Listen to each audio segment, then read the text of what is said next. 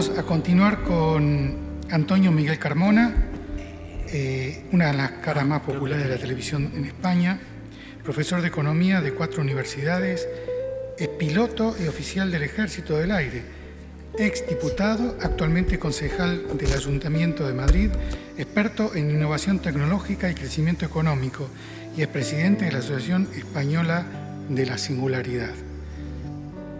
Nos va a hablar de la singularidad tecnológica y la prosperidad económica. Muchas gracias. ¿Se me oye bien? ¿Me oye? ¿Vengo? ¿No? ¿No se me oye? ¿Ahora se me oye? Se me oye nítidamente. Además vengo con mucha prisa, muchísima prisa. Me voy a cronometrar. Digo prisa no tanto por estar con ustedes, que voy a estar los 3 días aquí, colaborando, ayudando, barriendo, sino vengo con prisa porque vengo de Haití. Les extrañará que les hable de Haití. Haití es un país sin Estado, sin política, donde el 40% de los niños no tienen asistencia sanitaria. El 40% de los niños no tienen educación, ni pública, ni privada, ni medio pensionista. El 50% de los niños han sufrido algún tipo de abuso sexual. 50%. ¿Podemos luchar contra la pobreza? ¿Podemos luchar contra el hambre? Por eso tengo prisa. Tengo prisa para que el transhumanismo, las nuevas tecnologías, la ciencia nos ayuden a superar todo esto. Esa es mi prisa. Yo he formado parte de tribunales, en concreto de un tribunal donde examinábamos para técnicos de la ONU en países del tercer mundo y tenían que tener 2 cualidades. Uno, ser buenos economistas y segundo, ser personas solidarias. El presidente del tribunal le preguntaba sobre economía y yo sobre cuestiones solidarias, aunque yo soy profesor de economía. Y a uno que había estado en el norte de Sudáfrica, le dije, ¿cómo se dice gracias en Zulú? No lo sabía. Pero usted ha estado en Sudáfrica. Se dice en Guillabonga. Por eso la solidaridad es muy importante a lo largo de toda nuestra jornada. De que no tengamos debates solo de niños ricos, sino que tengamos debates donde la tecnología y la ciencia exponencial puede paliar muchas cosas en el mundo. Hace unos meses me presentaron un joven de la Asociación Española de Empresarios que estaba allí tiritando con un despachito, con unas melenas, con unas zapatillas, y le dije, ¿qué haces? Y me dice, estoy haciendo el doctorado en ingeniería de telecomunicación, mi socio es ingeniero de informática, estamos intentando hacer diseño por ordenador, y no tenía ningún apoyo. Ese es un país que se atrasa. ¿Cómo conseguir la singularidad? Yo, hace muchos años, cuando tenía 20 años, escribí mi primer artículo sobre robótica industrial, antes de hacer mi tesis doctoral, que está, por cierto, a disposición de todos ustedes. ¿Qué estaban ustedes haciendo en 1775? Otros estaban innovando, como James Watt, que era un jefe de laboratorio de una universidad de Glasgow, que recibió una máquina de Newcomen, no inventó la máquina de vapor, innovó el condensador frío y separado de la máquina de vapor. Y eso fue el protagonista de la revolución industrial, la expansión, años de prosperidad, muchos años de prosperidad. Prosperidad entendida como evolución hegeliana de lo que había ocurrido antes. ¿Se han preguntado por qué crecen las naciones? Yo solo puedo hablar de economía y un poco de aviación, pero les voy a hablar de economía. ¿Se han preguntado por qué crecen las naciones? La economía fluctúa por ciclos a largo plazo. Un economista ruso, Kondratiev, que yo, en un libro que publiqué en los Estados Unidos de América, trabajando en una universidad norteamericana que tiene 32 premios Nobel, 32 más que la Universidad Complutense de Madrid, analizamos cómo Kondratiev se lo había fusilado y lo había copiado a otros economistas como Van Helderen y Pareto. Cómo hay momentos en el ciclo económico que hay de ascenso, de crecimiento, de recesión, depresión, crecimiento, recesión, depresión, crecimiento, recesión, depresión. ¿Y por qué son inestables los ciclos? Porque hay ciclos. Y un economista británico, se llama John Maynard Keynes, dijo por la inestabilidad de la inversión. La variable inversión es la que fluctúa históricamente. Ustedes han construido en España 3 millones de pisos vacíos y de repente han dejado de construir pisos. Por lo tanto, es la inversión la que genera los ciclos económicos. ¿Y por qué se genera esa inestabilidad de la inversión? Y llegó un economista austriaco que se llama Schumpeter y dijo que la inestabilidad se producía por los golpes de innovaciones tecnológicas. Es decir, en la base, el fondo, había golpes de innovaciones tecnológicas que generaban crecimiento económico, más renta y más prosperidad a través de mejoras en la productividad. Por ejemplo, no olviden que la innovación genera mejoras en la productividad, La mejora de la productividad, más Producto Interior Bruto. Más Producto Interior Bruto es lo mismo que decir más renta disponible, y más renta disponible nos lleva a la prosperidad. Desde luego podemos ponerle muchos matices a esto. Conservadores hay en todos lados y agoreros también, pero cuanto más renta disponible haya, por ejemplo, en Haití, mucho mejor. De hecho, de ahí viene la clasificación de los sectores que clasificó un economista que se llama Colin Clark. La tecnología agraria aumentó la productividad agraria y generó un crecimiento del sector industrial. La revolución tecnológica y las innovaciones en el sector industrial generaron crecimiento y mejora de la productividad, generaron un gran sector servicios, y la mejora en el sector servicios, y ahí nos paramos los economistas. Tengo un gran catedrático aquí frente a mí. Ahí nos hemos parado los economistas. Los libros de texto dicen, y la revolución terciaria provoca una revolución cuaternaria. Nace el sector cuaternario, sustentado en el conocimiento, en las mejoras cualitativas que decía mi anterior ponente, en las mejoras en el sector servicios a través del conocimiento que decía nuestro cirujano de prestigio. Y aquí no nos podemos quedar, en el análisis económico. ¿Por qué? Porque estamos sustentados ya en las tecnologías exponenciales. Y las tecnologías exponenciales son las que nos llevan a un desarrollo del sector cuaternario que, querido catedrático, no sabemos casi ni medir, porque se nos va la productividad, los economistas hemos perdido incluso hasta prestigio a través de esto. Mejora la condición humana, el hombre y la mujer aumentados. Esto es la base del movimiento transhumanista. Aumentados en nuestra capacidad, si decimos, lo voy a vulgarizar con una definición pasada, mejora de la productividad total de los factores y de la productividad humana. Mucho mejor, que genera mucha más renta. Y podemos conseguir, por ejemplo, muchas más cosas. Transhumanismo, que es la mejora de la condición humana. El poshumanismo, la mejora de las actividades a través de condiciones no humanas, o la singularidad que se reinventa a sí misma a través de el propio progreso tecnológico. Déjeme que le haga un apunte para los asistentes españoles. España, y la culpa es de todos, no politicen el asunto porque son de los unos y de los otros, invierte en I+D un 1,19% sobre el PIB. Alemania un 2,94%, Francia un 2,22%, Austria un 3,09%. Somos lo que llaman los libros norteamericanos de historia económica, que yo estudié en Estados Unidos, nos llaman los españoles los last comers, los últimos en llegar en la revolución industrial. El Reino Unido, con James Watt a la cabeza, era un early starter. Por ejemplo, en la Villa de Madrid se va un joven por hora, científico, uno por hora, de la Villa de Madrid, científico, a trabajar en el exterior. Entonces, nuestra productividad total de los factores, ¿cómo evoluciona en los últimos años? Fíjense, Estados Unidos, gracias a las innovaciones tecnológicas, Alemania, la productividad total de los factores, ¿cómo ha evolucionado? Y España, fíjense cómo se ha quedado, tiritando. Pero después de este aserto, tengo que decirles que, como decía Thomas Friedman, que es uno de los mejores articulistas del New York Times, el New York Times es el mejor periódico del mundo, desde luego el mejor periódico de Israel, la Tierra es plana. La Tierra es plana significa que una persona que está en Estados Unidos que quiere hacer su declaración de la renta, contacta con un bufete de abogados para que le haga la declaración de la renta, se pone en contacto con un experto en sistemas fiscales norteamericano en la India, que le hace la renta por $3. Esto es lo que cuenta Thomas Friedman, el articulista del New York Times, en un libro maravilloso que se llama La Tierra es plana. Por lo tanto, podemos aprovechar de todas estas tecnologías disruptivas, exponenciales, para lograr una mayor prosperidad, las innovaciones del futuro, la inteligencia artificial hacia la singularidad, la robótica, el Internet de las cosas, la computación cuántica, el Big Data. Podemos aprovecharlos para lograr prosperidad en términos schumpeterianos. La revolución está ya aquí, en el exocórtex, que es conectarnos a una nube, nuestra mente. El coche eléctrico y autónomo es ya, el coche eléctrico es casi ya, hasta en algún sentido y en algún tipo de baterías, pasado. El genoma, las posibilidades y esperanza de vida que podemos obtener del genoma que nos contaba nuestro cirujano, las operaciones por robots, los drones. Es decir, ahora el ciclo se convierte en exponencial. Entonces podemos lograr muchas más cosas. Vamos a corto plazo, tengamos la prisa. No entremos en debates a veces de niños ricos, en el que entro yo, sino la abolición de la pobreza. ¿Es imposible la abolición de la pobreza? Es posible completamente con las nuevas tecnologías y los nuevos paradigmas tecnológicos. Yo tuve el placer de leerme el discurso de Emilio Castelar en la Primera República cuando propuso la ley de abolición de la esclavitud en España, y un diputado conservador desde fuera le gritó: ¿cómo se nota, don Emilio, que usted nunca tuvo esclavos? Bien, pues quitémonos las cadenas que muchas veces nos han oprimido e intentemos utilizar estas nuevas tecnologías para poder fomentar la abolición de la pobreza y la prosperidad en el mundo vía innovaciones tecnológicas, productividad total de los factores, crecimiento económico. Eso lo podemos hacer. Podemos, por supuesto, ir a Marte, pero hagamos las cosas antes, hagamos las cosas que podemos hacer antes de las cosas que soñamos hacer.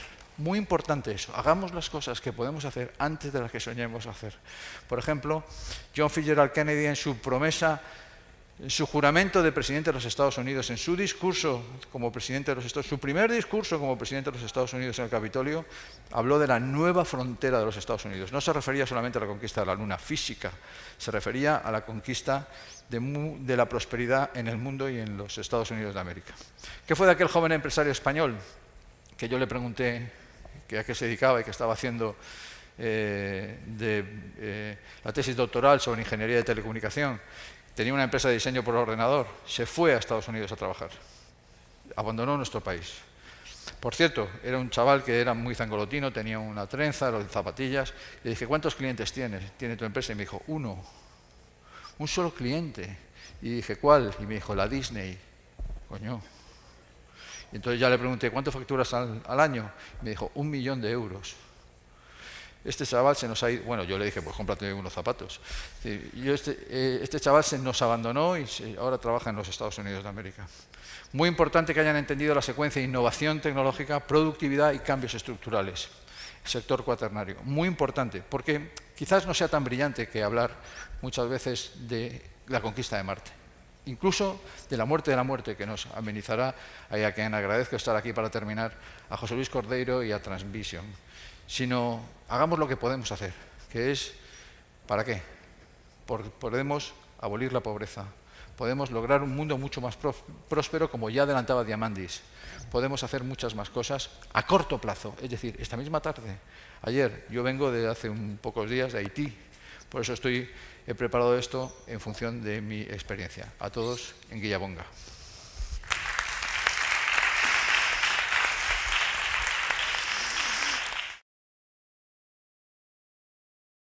Buenas, yo quería hacerle una pregunta a Gonzalo, creo que es el cirujano, acerca de lo que piensa de la nanotecnología en el tema de la medicina. Yo creo que tiene un futuro espectacular. Quería, que nos hablara un poco sobre eso. Muchas gracias. Muchas gracias por tu comentario, Juan. David. Perdón, David.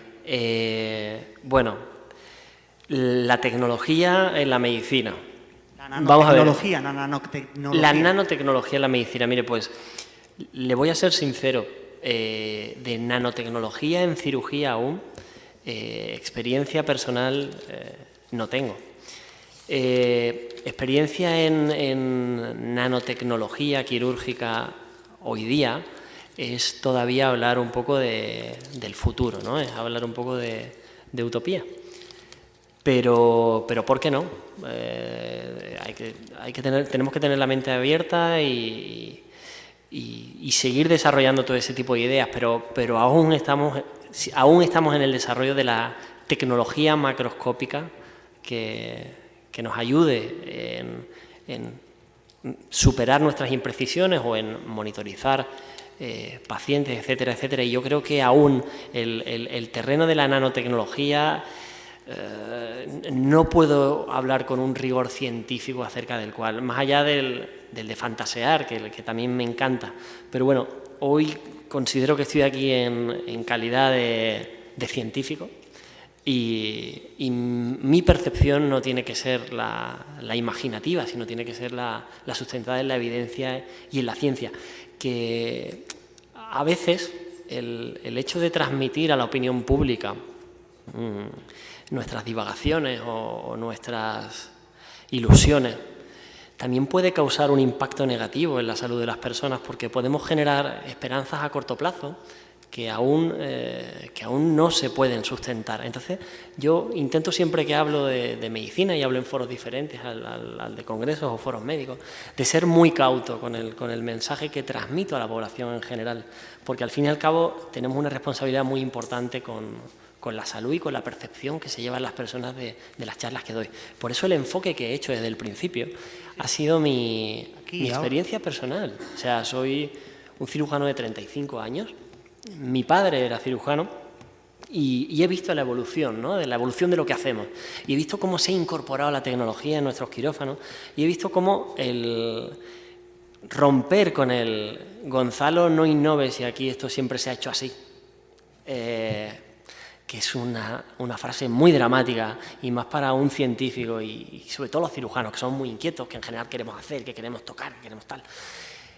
Y probar, ¿no? Vamos a probar, pero siempre en una línea de seguridad, de ciencia y de evidencia que es muy importante para no causar más daño, porque también a veces los médicos, y más concretamente los cirujanos, tenemos un punto de ser el que mete el gol en el partido o de egocentrismo, y entonces a veces es complicado apartar eso de nuestro fin al final, ¿no? De que hablaban antes del sentido, ¿no? De por lo que al final haces esto, ¿no? Por lo que algún día empezaste a estudiar medicina y luego te hiciste cirujano. Y bueno, ese es un poco el mensaje que yo quiero transmitir, mi take home message, que decía antes mi querido amigo Luis, el doctor Escobar, que es un eminente internista con una pasión tremenda por la telemedicina, que es algo que también nos va a hacer evolucionar muchísimo, la autonomía del paciente, importantísimo, y la ciberconexión con ellos. Ya lo tenemos con los relojes que llevamos ya cada uno, con los teléfonos. El mensaje que yo quiero transmitir es que sin duda la tecnología tiene que hacer una simbiosis con la medicina. Si tenemos coches que nos aparcan solos, si tenemos aviones con miles de sistemas que nos llevan al sitio, ¿cómo no vamos a emplear el máximo de nuestros recursos en la tecnología médica, que al final es el principal objetivo de la humanidad, ¿no? Salud en todos sus aspectos. Muchas gracias. Muchas gracias. Muchas gracias. ¿Alguna pregunta para Antonio Carmona? ¿Allí? Hola, Antonio. Luis. Intentaré apartar la gran charla que ha dado. Por favor, hagan una pregunta, vale. No hagan un speech. Perfecto, pues uniendo lo que ha dicho usted de innovación y que los innovadores españoles nos tenemos que ir o se van, ¿cómo se puede solucionar? Una gran amiga mía que se llama Carolina Gutiérrez es una investigadora contra el VIH en el Departamento de Investigación en el Ramón y Cajal. Tiene publicaciones en el exterior, tiene publicaciones en revistas especializadas en los Estados Unidos de América y cobra 1.200 euros al mes. Desde luego que lo que tenemos que hacer, y muchas veces cuando se quiere ajustar y reducir la inversión en investigación y desarrollo, se dice, no, lo importante son los factores cualitativos. No. Lo importante es meter más dinero, gestionarlo bien, evidentemente, pero meter más dinero, intentar fomentar que las empresas privadas investiguen. Yo acompañé al ministro Pedro Solbes a una exposición a la COE y alguien le dijo que para cuándo iba a aumentar en el presupuesto general del Estado la investigación y desarrollo, aumentarlo más. Y Solbes dijo, quien tiene que innovar son ustedes, los empresarios. Tenemos que lograr que el triángulo universidades, empresas y Estado se coordinen, pero sobre todo que la empresa privada tenga incentivos suficientes para innovar. Los hospitales públicos y privados, los laboratorios, las grandes compañías, etcétera, etcétera. Con desgravaciones, tenemos que ser muy agresivos con eso. Yo he sido portavoz de Hacienda durante muchos años como diputado y he vivido los recortes. Los recortes pueden ser de un tipo o de otro. No entro a valorar eso porque no vengo aquí a hablar de política. Pero siempre se rompe por la cuerda más floja, que es por Carolina. Es decir, por la investigación y el desarrollo, por el largo plazo. Los economistas y la sociedad es generalmente muy cortoplacista, salvo este congreso, obviamente, que es futurista, pero desde luego haciendo un presupuesto base cero, para ser en concreto, un presupuesto base cero y estableciendo las prioridades presupuestarias, lo que los norteamericanos llaman la agenda del presidente. Es decir, la agenda del presidente son cuáles son las prioridades de la nación. Y nuestra nación tiene otras prioridades.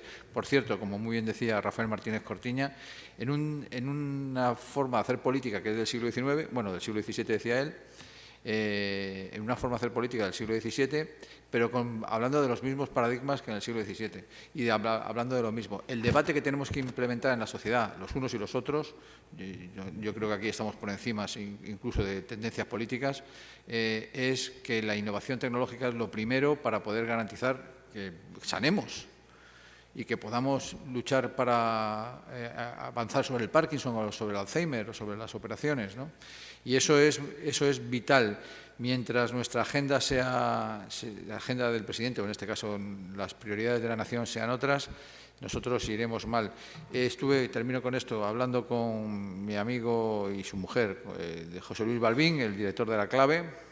Ayer presenté una conferencia de Eduardo Sotillos y José Luis Balbín cuenta cómo La Clave, que era un programa de debate español en los años finales de los 70, se hablaba de debates como, 1, bajar o subir impuestos, como ahora. 2, el problema de Cataluña, ¿hay que hacer un referéndum en Cataluña o no?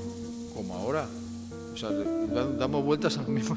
Una clave en el año 77, 79, perdón. Damos vueltas sobre el mismo círculo. Y cuando hablamos de innovación, de ciencia, el futuro está en los ojos de mis alumnos en la Facultad de Ciencias Económicas, no en la de mis compañeros en el Congreso de los Diputados o en los parlamentos. Gonzalo, Antonio y Jaime, un aplauso para ellos.